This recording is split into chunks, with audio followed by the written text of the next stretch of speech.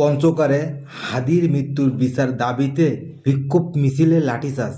ভারতের বিরুদ্ধে কথা বলছে, অন্যায়ের বিরুদ্ধে কথা বলছে, চাঁদাবাজির বিরুদ্ধে কথা বলছে। এই জন্য হাদিভাইকে জীবন দিতে হলো।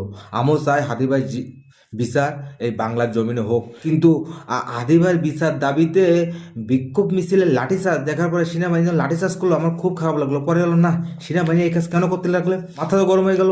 পরে ভিডিও খুঁজতে খুঁজতে খুঁজতে দেখেন ঠিক এই ভিডিওটা।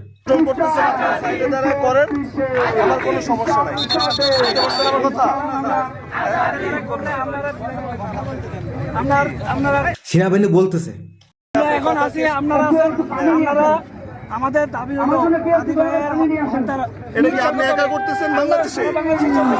অনুরোধ করতেছে যে আপনারা রাস্তাটা ছেড়ে দেন, রাস্তাটা সাইডে আপনারা মিছিল আন্দোলন যা করেন কোনো সমস্যা নেই, রাস্তাটা ক্লিয়ার করে আপনারা যা মন চায় করেন, কিচ্ছু বলবো না।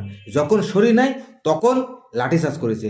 এটা এই সংবাদটা কেমন হেডলাইনই কি সুন্দর লেখা, হাদিভাইয়ের মৃত্যুর দাবিতে বিক্ষোভ মিছিলে লাঠিচার্জ।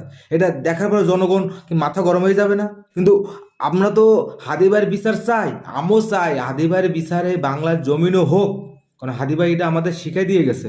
তাই আপনারা যে যেখান থেকে মিছিল করবেন, যে যেখান থেকে প্রতিবাদ করবেন, সবসময় আয়ত্তের ভিতর থাকবেন। রাস্তাঘাট ব্লক করে তো মিছিল করার কোনো প্রশ্নই ওঠে না, কোনো প্রশ্নই ওঠে না।